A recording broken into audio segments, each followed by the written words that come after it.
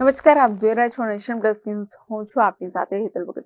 હાલ નર્મદા જિલ્લાના જંગલો સાતપુડાની રમ્ય ગિરિમાળાની વચ્ચે પૂરબહારમાં કેસુડાના ફૂલો ખીલી ઉઠ્યા છે. વસંતના આગમનની છડી પોકારતા કેસુડાના ફૂલો આદિવાસીઓમાં લોકપ્રિય ગણાય છે.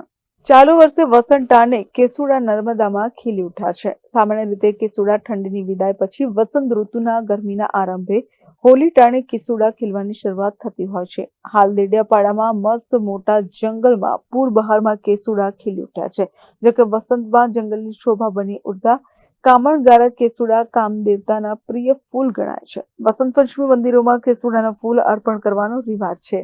આદિવાસીઓ હોળી ધૂળેટી પૂર્વે કેસુડાના પ્રાકૃતિક રંગોની હોળી રમે છે. તેને ગરમ પાણીમાં ઉકાળીને નહાવાથી ચામડીના રોગો મટી જાય છે. આયુર્વેદમાં ખાખરડાના ભરપૂર ઉપયોગ થાય છે. ખાખરડાના મૂળનો અર્કમાંથી તેના ઝાડનો ઉપયોગ ગુંદર બનાવવામાં થાય છે. કેસુડાના મૂળમાંથી નીકળતા રેસાના દોરા બને છે. તેના પાનમાંથી પતરડા બાજ પડિયા બને છે.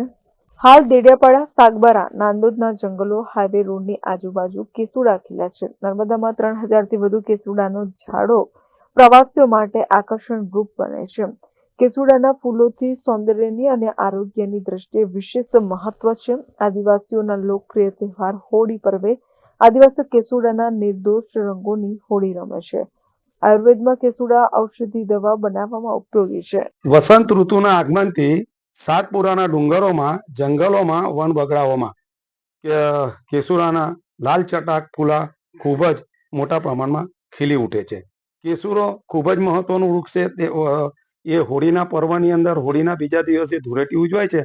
પૂરા ભારત દેશની અંદર રાસાયણિક કલરોથી હોળી રમતા હોય છે, પરંતુ આ અમારા જે આદિવાસી વિસ્તારો છે ત્યાં કેસુડાના ફૂલને સૂકવીને એને ગરમ પાણીમાં નાખી એનો રંગ બનાવી એકબીજા પર છાંટી અને આનંદ ઉલ્લાસથી હોળી ધૂળેટીનો પર્વ ધામધૂમથી ઉજવે છે. અને કેસુડાનું ફૂલ એ ખાખરના પાન પર ઉગે છે અને એ ખાખેરાનું પાન પણ ખૂબ મહત્વનું છે. ખાખેરાના વર્ષો પહેલા થાળી અને ડીશોનું સંશોધન નહોતું થયું. તે વખતે લગ્ન જેવા પ્રસંગો અને બીજા જ સામાજિક પ્રસંગોની અંદર ખાખરના પાનાની ડીશ બાજ બનાવવામાં આવતી હતી અને વાડકી સ્વરૂપે પડીઓ બનાવવામાં આવતો હતો. તેમાં જમણવાર થતું હતું અને સારી રીતે આનંદ ઉલ્લાસથી જમણવારનો લાભ લેતા હતા. અને આયુર્વેદની દ્રષ્ટિએ જોવા જઈએ તો કેસુડાના ફૂલા સૂકવીને ગરમ પાણી કરવાથી અને એનું સ્નાન કરવાથી ચામડીના રોગો પણ થતા નથી, એવું આયુર્વેદની અંદર ઉલ્લેખ થયો છે અને વડવાઓ પણ કહી ગયા છે. મહેશ વસાવા, પૂર્વ પ્રમુખ, રાજપીપળા નગરપાલિકા. Jyoti Jagtap, Nation Plus News, Rajpipla. સમાચારોનો સતત અપડેટ મેળવવા માટે અમારી નેશન પ્લસ ન્યૂઝની યુટ્યુબ ચેનલને સબસ્ક્રાઇબ કરો, બેલ આઇકન દબાવો અને જોડાયેલા રહો ફેસબુક, ઇન્સ્ટાગ્રામ અને ટ્વિટર પર.